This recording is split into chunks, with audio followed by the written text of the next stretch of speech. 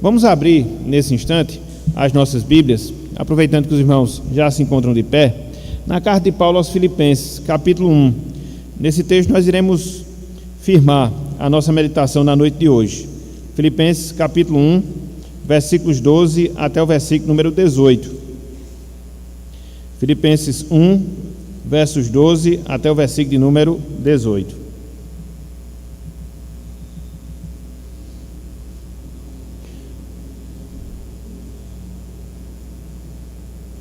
Filipenses capítulo 1, versículos 12 até o versículo número 18.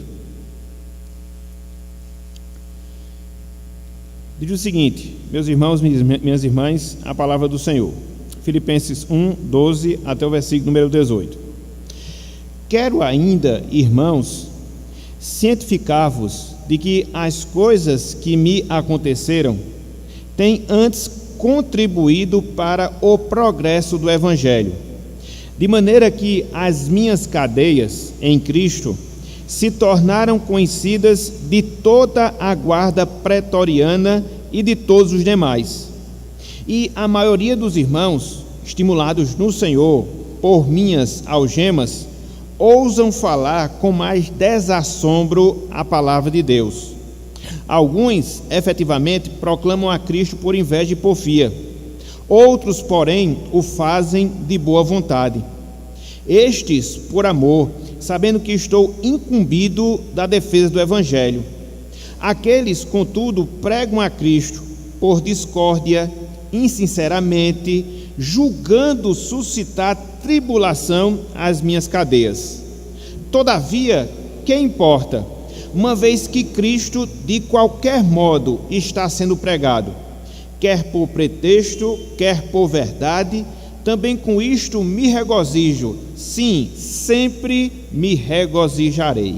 Até aqui, até o versículo 18, que o Senhor nos abençoe e que Ele aplique em nossos corações a porção lida da sua santa palavra. Amém. Podeis assentar, meus irmãos. Irmãos, conforme nós anunciamos e passamos para os irmãos, em termos de tema da nossa mensagem, hoje eu queria que nós pensássemos um pouco acerca do progresso do Evangelho. Esse é o título, esse é o assunto que nós iremos tratar nessa parte inicial dentro dessa devocional. Dessa forma, quando nós olhamos, meus irmãos, quando nós olhamos, minhas irmãs, o quadro em que nós estamos vivendo, nós somos levados a enxergar com certo pessimismo a situação do Evangelho, a situação da palavra de Deus, sobretudo da propagação do Evangelho, da propagação da palavra de Deus. E por quê? Nós podemos ter esse olhar pessimista quando nós olhamos o mundo à nossa volta, quando nós olhamos o mundo ao nosso derredor, por várias razões, por vários motivos. Em primeiro lugar, nós vivemos, meus irmãos, nós vivemos, minhas irmãs, naquilo que nós chamamos de um crescente relativismo. O que é isso?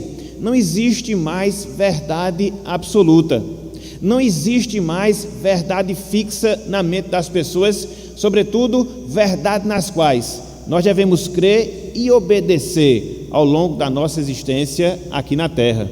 É comum quando nós conversamos com as pessoas, é comum quando nós dialogamos com as pessoas, a gente perceber que cada um tem a sua ideia, cada um tem o seu pensamento, cada um tem a sua visão do mundo, e aí você nunca encontra algo que seja absoluto e que gere coordenância, que gere direção sobre todas as pessoas. Infelizmente, essa é a realidade que nós estamos vivendo. E é fácil nós podermos ouvir as pessoas dizerem: eu tenho a minha própria verdade, eu tenho minhas próprias convicções, mesmo que muitas vezes essas verdades, mesmo que muitas vezes essas convicções se choquem com o ensinamento da palavra. E eis aí uma dificuldade que nós temos quando nós olhamos o mundo ao nosso derredor. Mas não só isso, se não bastasse esse relativismo crescente que nós vivenciamos, nós temos também um forte humanismo. O que isso significa na prática? Que o homem, ele vive para si, que o homem, ele vive para as suas vontades, os seus desejos, os seus propósitos, enfim, o homem, ele vive em função de si mesmo, e aí para ele mais vale satisfazer a sua vontade, mais vale satisfazer os seus prazeres do que se sujeitar à palavra de Deus, se sujeitar ao Evangelho. E aí, além do relativismo, além do humanismo, tantas outras coisas a gente podia fazer menção que de certa forma são barreiras, que de certa forma são obstáculos para que a mensagem do Evangelho, a mensagem da salvação, ela possa não só ser proclamada, mas também aceita por parte da maioria das pessoas. Então, quando você olha assim esse cenário, então quando você olha essa realidade, você fica um tanto quanto triste, um tanto quanto pessimista. O que vai ser da propagação do Evangelho? O que vai ser da disseminação da palavra do Senhor? É interessante porque quando nós olhamos para essa realidade que nós estamos vivenciando, e quando a gente volta um pouco para o passado, a gente percebe que, guardadas as devidas proporções, esse também era o sentimento dos irmãos da igreja de Filipos. Irmãos para os quais o apóstolo Paulo, ele escreve essa carta que nós temos diante de nós. Por quê? O apóstolo Paulo, ele estava preso. Por quê? O apóstolo Paulo, ele estava encarcerado. E aí, por causa desse fato, por causa dessa realidade, os irmãos estavam confusos em relação ao futuro do Evangelho. E se porventura Paulo morrer, se porventura Paulo for assassinado, o que é que vai ser do Evangelho? O que é que vai ser da continuidade do trabalho da pregação das boas novas de salvação? Então, sabendo disso, consciente dessa realidade, Paulo usa parte da sua carta aos Filipenses para poder confortar os irmãos, para poder consolá-los, mostrando a visão que ele, Paulo, tinha de tudo aquilo que ele estava vivenciando e refletindo sobre a situação do progresso do Evangelho, do progresso da pregação da palavra de Deus. Então, por causa disso, meus irmãos, por causa disso, minhas irmãs, eu queria que nós pensássemos, pelo menos de maneira bem rápida, acerca desse tema na noite de hoje: o progresso do Evangelho, o progresso da pregação da palavra de Deus. E aí, quando nós olhamos aqui para esse texto, Filipenses capítulo 1, versículos 12 até o versículo número 18, você percebe pelo menos 3 pontos, você encontra pelo menos 3 verdades acerca desse tema, o progresso do Evangelho. Em primeiro lugar, meus irmãos, em primeiro lugar, minhas irmãs, nós observamos a consciência que o apóstolo Paulo tinha acerca do progresso do Evangelho. Em primeiro lugar, nós observamos a consciência que o apóstolo Paulo tinha do progresso do Evangelho, do progresso da pregação da palavra de Deus. Vejam aí, versículo número 12, Filipenses capítulo 1, versículo número 12. Diz o seguinte, a palavra do Senhor: quero ainda, irmãos, cientificar-vos de que as coisas que me aconteceram têm antes contribuído para o progresso do Evangelho. O que é que você percebe aqui nesse verso? O que é que você encontra aqui nesse texto? A consciência, meus irmãos, a consciência, minhas irmãs, que o apóstolo Paulo tinha de que todas as circunstâncias que ele estava vivenciando, todas as circunstâncias que ele estava vivendo naquele momento, estava contribuindo para o avanço, estava contribuindo para o crescimento do Evangelho. É interessante chamarmos a atenção para a palavra progresso, que Paulo usa aqui no finalzinho do versículo 12, desse verso que nós acabamos de ler. Essa palavra progresso, que é utilizada pelo apóstolo Paulo, ela designava, nos tempos do apóstolo Paulo, o avanço das tropas de engenharia, no caso do Império Romano, construindo estradas para que assim o exército militar pudesse avançar, travar os seus conflitos e conquistar as suas terras. Então, Paulo, ele extrai essa palavra dentro desse contexto, dentro dessa realidade, para mostrar essa conotação espiritual. Ou seja, não obstante Paulo está preso, não obstante Paulo está encarcerado, e até mesmo a sua própria prisão, até mesmo o seu próprio encarceramento estava abrindo as fileiras, estava abrindo as terras para que o Evangelho pudesse penetrar,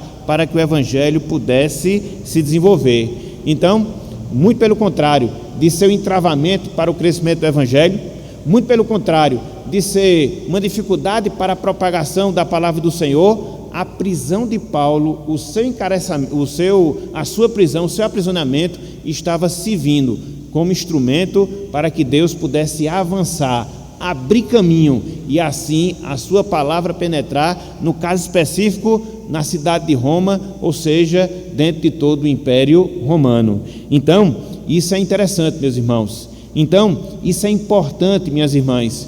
Por quê? Porque nós aprendemos que o Evangelho, ele não depende de circunstâncias favoráveis humanas para que ele possa avançar.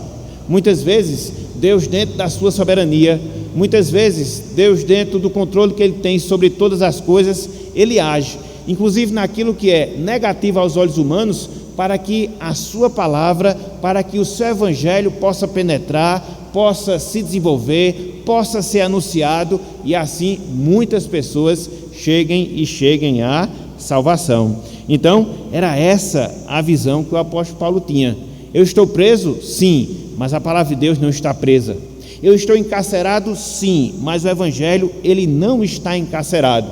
Mesmo nessa situação contrária, mesmo nessa circunstância difícil, mesmo nessa situação adversa que eu estou vivendo pessoalmente, Deus está utilizando essa situação para que a sua palavra, o seu Evangelho, abra caminho. No caso, na cidade de Roma, abra caminho. No caso, no governo do Império Romano, para que assim Cristo ele venha a ser conhecido por tudo e por todos. Então, que maravilha, meus irmãos, a gente poder ter consciência dessa verdade. Que maravilha a gente poder ter a percepção desse fato, em saber que Deus ele está controlando as nossas vidas. E muitas vezes, quando a gente pensa que o negócio está emperrando, quando a gente pensa que o negócio está travando, Deus ele age através de nós, para que a sua palavra ela possa ser propagada e Deus não fique sem testemunho de si. Então, era essa a situação de Paulo, era essa a consciência que ele tinha. Eu estou preso, mas a palavra de Deus não está presa. Eu estou encarcerado, mas a palavra de Deus continua sendo divulgada, continua sendo proclamada.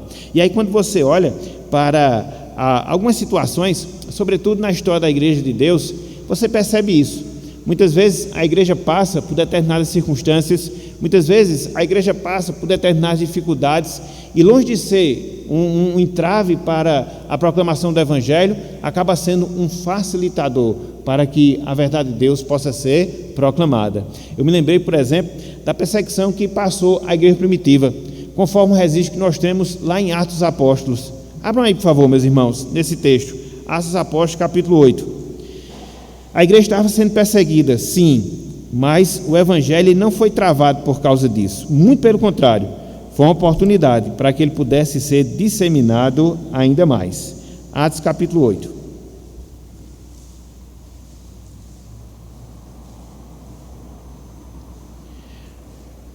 Eu vou ler desde o versículo 1, ok? Onde você encontra, no contexto anterior, o martírio de Estevão, a perseguição que é colocada contra os cristãos e os resultados positivos que isso gerou na igreja. Olhem só, Atos dos Apóstolos, capítulo 8, diz o seguinte a palavra do Senhor, versículo 1: E Saulo consentia na sua morte. Na morte de quem? Na morte de Estevão. Naquele dia, levantou-se grande perseguição contra a igreja em Jerusalém, e todos, exceto os apóstolos, foram dispersos pelas regiões da Judéia e Samaria. Alguns homens piedosos sepultaram Estevão e fizeram um grande pranto sobre ele. Saulo, porém, assolava a igreja, entrando pelas casas e arrastando homens e mulheres, encerrava-os no cárcere. Se você olha até aqui, até o versículo 3, qual a conclusão que você chega? Acabou a igreja. Perseguição ferrenha, liderada pelo apóstolo Paulo. A morte de Estevão, que acabara de acontecer. Mas foi isso que aconteceu? O fim da igreja? Não, meus irmãos. Dentro daquela circunstância adversa, dentro daquela circunstância contrária, Deus age soberanamente. E aquela situação serve para que o Evangelho pudesse ser propagado ainda mais. Olhem só o que a gente encontra no versículo 4. Olhem só o que a gente encontra no versículo 4. Olha só. Entre mentes, os que foram dispersos iam por toda parte pregando a palavra. Está vendo aí, meus irmãos, como é que Deus faz? Está vendo aqui, minhas irmãs, como é que Deus trabalha? Humanamente falando, seria o fim do Evangelho. Humanamente falando, seria o fim da igreja, mas Deus reverte o quadro, e aquilo que era negativo passa a ser positivo. Os irmãos acabam se espalhando por causa da perseguição, e na medida em que eles são espalhados por causa da perseguição, na medida em que eles iam pregando a palavra, e ela chega em Samaria, e vai se espalhando, pegando aquele princípio que Cristo já havia dito desde o início do livro de Atos: Judeia, Jerusalém, Judeia, Samaria, até os confins da terra. Então, é assim que Deus trabalha ainda hoje. Às vezes a gente vê determinadas situações, inclusive essas que a gente se depara hoje em relação à pandemia, de certas restrições, de certas limitações, mas quando você começa a perceber e ter uma avaliação mais geral, você chega à conclusão: portas se fecham aqui e abrem-se ali. E assim a gente vai aproveitando as oportunidades para que Cristo possa ser proclamado, para que a verdade de Deus ela venha a ser anunciada. Foi assim com Paulo, é assim que acontece ainda hoje, porque o Evangelho ele nunca pode parar de avançar. Foi como Paulo falou, que as suas cadeias estavam servindo para o progresso, para o avanço do Evangelho. Da mesma forma que a tropa de engenharia romana, ela abriu os caminhos para que o exército militar pudesse avançar, a prisão de Paulo era justamente isso que acontecia em sentido espiritual. Era o meio através do qual Deus ele fazia com que o seu Evangelho avançasse, alcançasse outros povos, alcançasse outras pessoas, e assim a palavra de Deus não pudesse deixar de ser pregada. Então, em relação ao progresso do Evangelho, é a primeira verdade que a gente vê, a consciência que Paulo tinha, que o Evangelho estava progredindo, que o Evangelho estava avançando. Mas não só isso. Em segundo lugar, a gente encontra aqui nesse texto a realidade do progresso do Evangelho. Em segundo lugar, a realidade do progresso do Evangelho. E você encontra esse fato entre os versículos 13 até o versículo de número 17. Versículos 13 até o versículo de número 17. Por quê? Conforme nós acabamos de ver, Paulo não só era consciente de que a sua prisão estava sendo utilizada por Deus para que o Evangelho avançasse, mas quando ele segue no seu relato, quando ele segue no seu depoimento, ele nos dá, meus irmãos, ele nos dá, minhas irmãs, alguns fatos comprováveis que realmente o Evangelho estava avançando, que realmente a palavra de Deus estava progredindo, que verdadeiramente a palavra de Deus estava sendo disseminada. E quais são as comprovações que Paulo faz? Quais são os testemunhos que Paulo dá, mostrando justamente isso? Ele estava preso, mas nem por isso o Evangelho estava travado. Ele fala pelo menos 3 aspectos em relação à comprovação do progresso do Evangelho. Em primeiro lugar, o Evangelho estava progredindo através do testemunho que o apóstolo Paulo dava. Em primeiro lugar, o Evangelho estava progredindo por causa do testemunho que o apóstolo Paulo dava. Veja aí, meus irmãos, versículo 13 desse texto aí de Filipenses capítulo 1. Olha só, Paulo diz: de maneira que as minhas cadeias, ou seja, o fato de Paulo estar aprisionado em Cristo, se tornaram conhecidas de toda a guarda pretoriana e de todos os demais. Então Paulo aqui ele faz o seu testemunho, mostrando o quê? Na medida em que ele estava preso e ele era guardado por guardas que faziam parte da guarda pretoriana, e aqueles guardas eles mudavam seus turnos, pelo menos 3 duplas de soldados ao longo de cada dia. A cada 8 horas mudavam 2, a cada 8 horas mudavam 2, a cada 8 horas mudavam 2. Então, na medida em que havia aquele revezamento de soldados que estavam guardando o apóstolo Paulo, o que é que ele estava fazendo com essas pessoas? Pregando o Evangelho, pregando o Evangelho, pregando o Evangelho. E assim foi, a tal ponto, conforme ele fala aqui, dele ter alcançado, pelo menos em termos de anúncio, a guarda pretoriana. Talvez nós não saibamos, mas a guarda pretoriana, ela era composta de 9.000 soldados. Era a guarda de elite do imperador romano. Então, na medida em que eles se revezavam, protegendo ali, guardando o apóstolo Paulo, ele ouvia a palavra, ele ouvia o Evangelho. E não só ele, mas também outras pessoas, outros componentes do Império Romano, pessoas que trabalhavam ali na parte administrativa do Império Romano. Então todas elas, a partir da prisão de Paulo, estavam ouvindo, estavam escutando acerca da palavra de Deus. Então Paulo, ele não parava, ele não tinha tempo de ficar se maldizendo, ele não tinha tempo de ficar triste, não. Estava preso por causa do Evangelho? Sim. O que é que eu vou fazer? Pregar o Evangelho a quem eu tiver acesso, especificamente dos soldados romanos, especificamente falando os funcionários do Império Romano, e assim a palavra de Deus ela vai sendo disseminada. É interessante porque quando você olha o finalzinho da carta de Filipenses, abram aí, Filipenses capítulo 4, versículo 22, você vê que o ministério de Paulo ele é tão bem sucedido que de fato muitas pessoas que compunham ali a administração do Império Romano, elas tinham aceitado a Cristo, elas faziam parte da igreja, muitas daquelas pessoas. Olha só, Filipenses capítulo 4, versículo 22. Filipenses capítulo 4, versículo 22. Diz o seguinte a palavra, ó: todos os santos vos saúdam, especialmente os da casa de César. César que é o imperador. Os da casa de César, as pessoas faziam parte ali da sua administração. Então, o Evangelho havia também alcançado essas pessoas, quer seja a guarda pretoriana, quer seja as pessoas que trabalhavam na administração do Império Romano, todas elas ouviram do Evangelho, e algumas delas se voltaram para o Senhor. É interessante porque isso nos ensina, meus irmãos, isso nos ensina, minhas irmãs, uma lição muito importante. Que lição? Onde quer que Deus nos coloque, nós devemos ser arautos da sua verdade.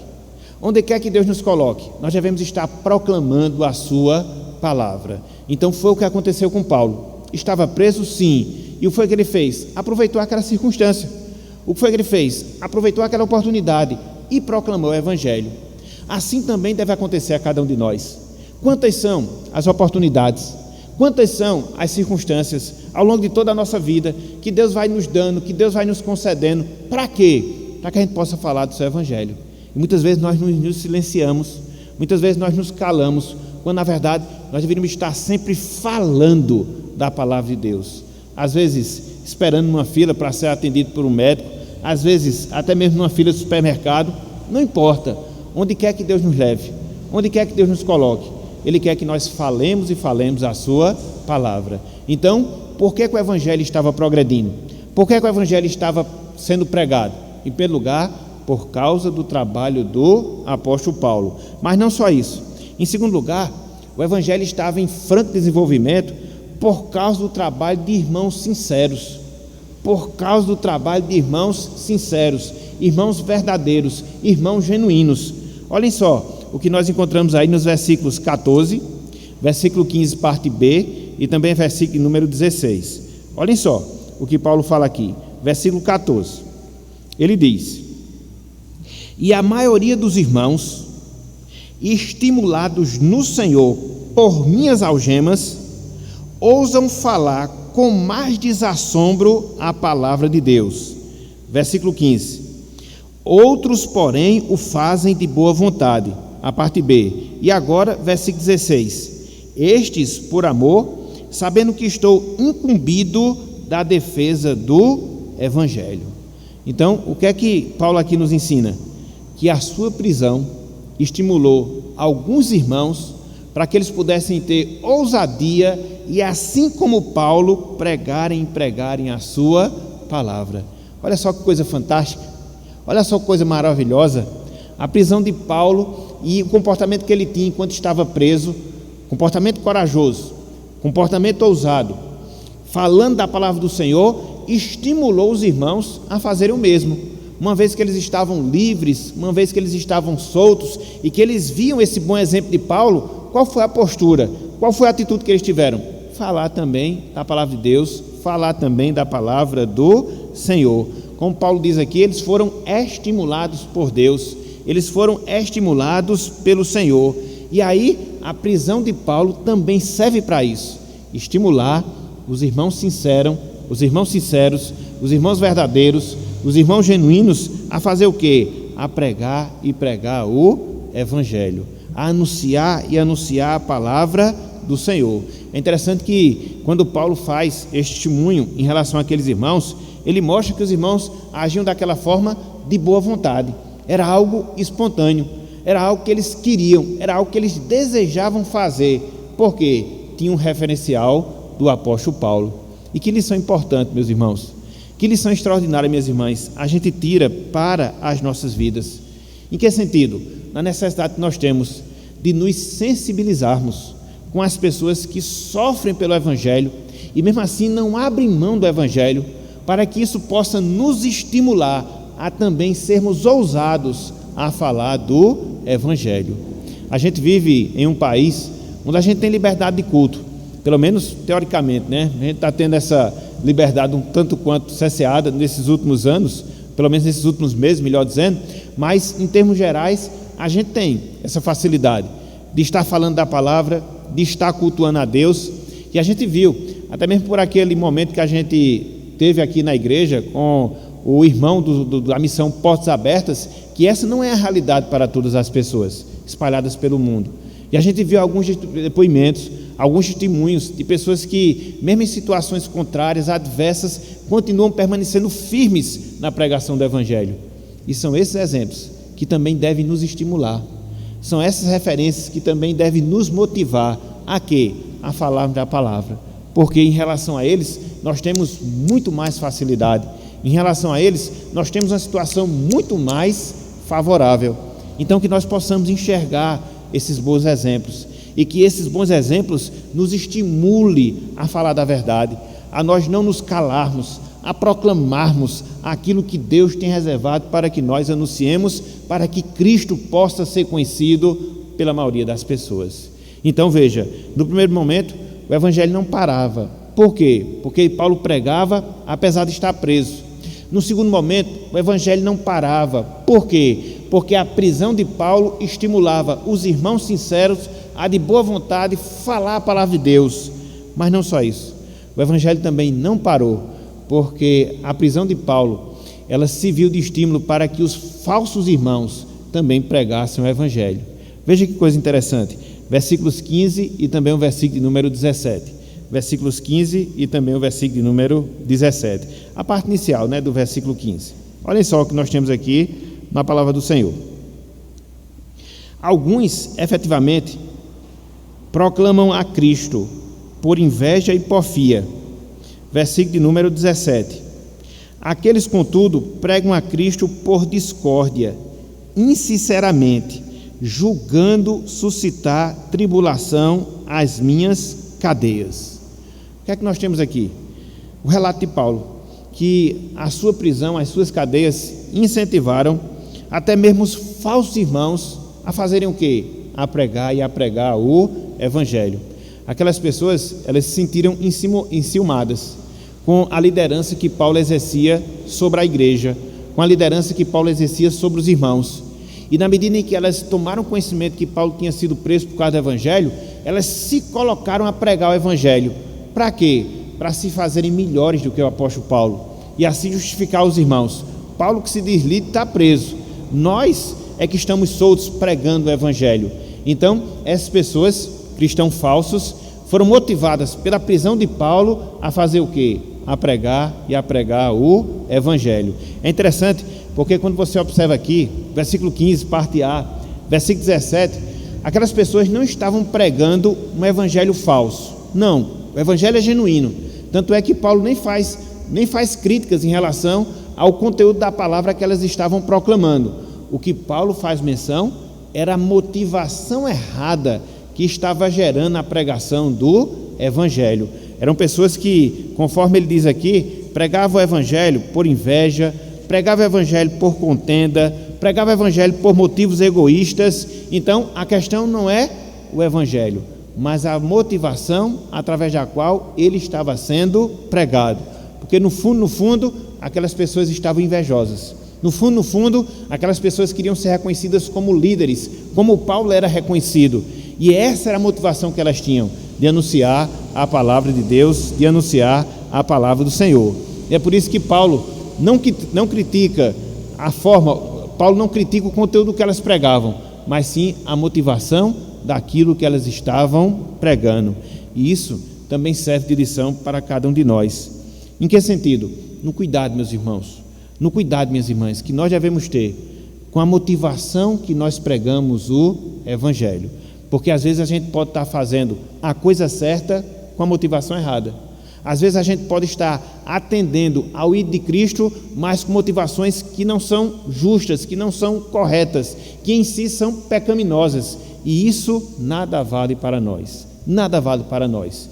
Então, Paulo, ele faz esse destaque, até mesmo em relação aos falsos irmãos, até mesmo em relação aos irmãos que não eram sinceros. O Evangelho, ele estava sendo pregado, o Evangelho, ele estava sendo anunciado. Por isso ele comprova, de fato, o Evangelho está progredindo. É real o seu crescimento, é real o seu desenvolvimento, porque eu estou fazendo a minha parte, os irmãos sinceros, a partir do meu exemplo, estão fazendo a sua parte, até mesmo os irmãos que não são sinceros, por motivações erradas, estão falando da palavra do Senhor. Então, o Evangelho não para, a sua proclamação não para, ela está sempre sendo continuada. Então, é essa a realidade que Paulo ele destaca aqui. Mas não só isso. Em terceiro lugar, o que é que nós encontramos aqui nesse texto? Em terceiro lugar, nós encontramos o sentimento que Paulo tinha por causa do avanço do Evangelho. O sentimento que Paulo tinha por causa do avanço do Evangelho. Vejam aí, versículo 18. Filipenses capítulo 1, versículo 18. Olhem só o que Paulo aqui nos ensina. Olhem só. Todavia, que importa? Uma vez que Cristo, de qualquer modo, está sendo pregado, quer por pretexto, quer por verdade, também com isto me regozijo. Sim, sempre me regozijarei. Então, qual era o sentimento de Paulo em relação a tudo aquilo que ele estava vivenciando? Até mesmo com a pregação de irmãos que não eram sinceros. Ele estava alegre, ele estava satisfeito, ele se regozijava. Por quê? Porque o que era central estava acontecendo. A palavra estava sendo pregada, a palavra estava sendo anunciada. Então Paulo aqui não se coloca como vítima. Paulo aqui não encontra espaço para ficar reclamando. Paulo aqui não encontra espaço para ficar reclamando daquelas atitudes erradas que algumas pessoas tinham em relação a ele. Não, Paulo simplesmente está contente, Paulo simplesmente está alegre, e aquilo que ele deseja de fato está acontecendo, ou seja, o Evangelho está sendo difundido, o Evangelho está sendo proclamado. Então era com isso que ele se regozijava. Cristo está sendo conhecido, as pessoas estão tomando conhecimento dele, algumas se salvando, outras tendo conhecimento de que ele é Salvador. Então eu me satisfaço, eu me alegro com essa realidade, eu me alegro com esse fato, ou seja, eu estou satisfeito, porque Deus está cumprindo a sua obra através de mim, até mesmo nas minhas dificuldades, até mesmo nas minhas adversidades. Então, isso também nos leva a uma lição interessante, para cada um de nós que somos cristãos, para cada um de nós que somos discípulos de Cristo. Ou seja, a gente não deve se importar muito, meus irmãos, com aquilo que as pessoas nos façam, com aquilo que as pessoas falem de nós. O nosso interesse central deve ser anunciar o Evangelho. Via de regra, às vezes acontece isso. A gente dá ouvidos a comentários, às vezes a gente dá ouvidos a determinadas palavras que as pessoas falam, às vezes até mesmo dentro da igreja, por aquilo que a gente está fazendo em prol da obra do Senhor. E muitas vezes esses comentários acabam nos desestimulando de continuar na jornada, de continuar fazendo aquilo que Deus ele requer de nós.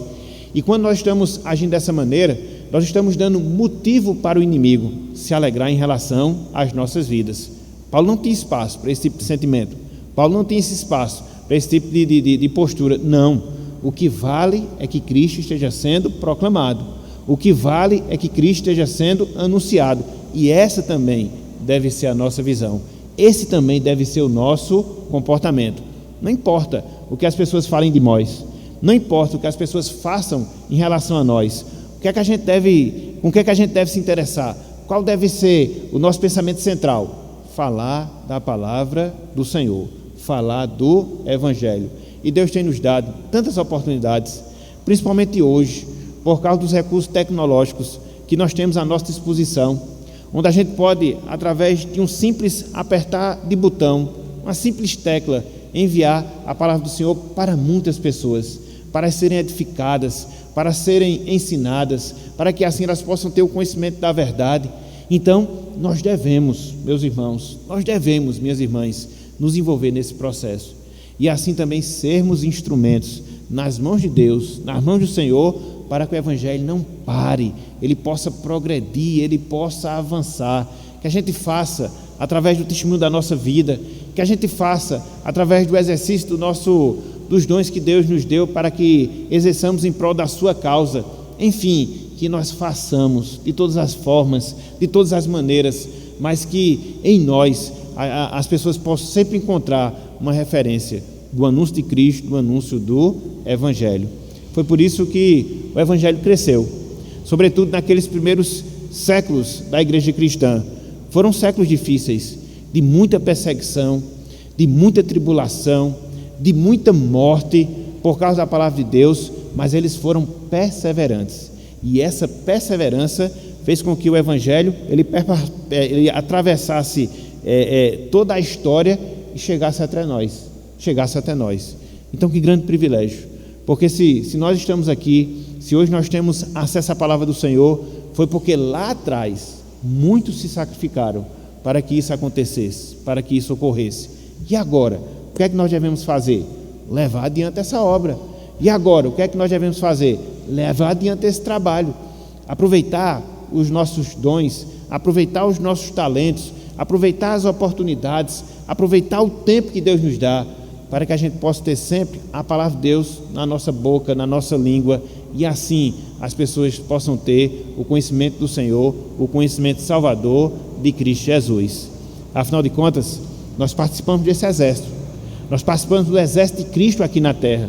O Senhor é o nosso comandante e Ele exige que nós possamos avançar nessa luta que nós temos, nessa batalha que nós temos de levar adiante a sua palavra. Dessa forma que nós não paremos, meus irmãos, mesmo diante de circunstâncias que nós venhamos a atravessar, mesmo diante de situações que muitas vezes venham produzir em nós o desestímulo, que a gente não olhe para as circunstâncias, mas atente para aquilo que Deus nos chama para fazer, que a gente não olhe para as adversidades, mas creia naquilo que Cristo nos manda fazer e confiado na sua palavra, que a gente avance, progredindo com o Evangelho, progredindo com a proclamação da palavra de Deus, para que assim sejamos instrumentos nas suas mãos, na salvação de muitas vidas, de muitas almas, para a glória e honra do nosso Deus. Então que Ele nos abençoe, que Ele aplique a sua palavra em nossos corações e nos faça esses arautos, e nos faça essas testemunhas que não parem, não desistam, não retrocedam, mas avance, tornando Cristo conhecido a tudo e a todos, para a glória do nome do nosso Deus. Então que Ele nos abençoe e que Ele seja com cada um de nós. Amém.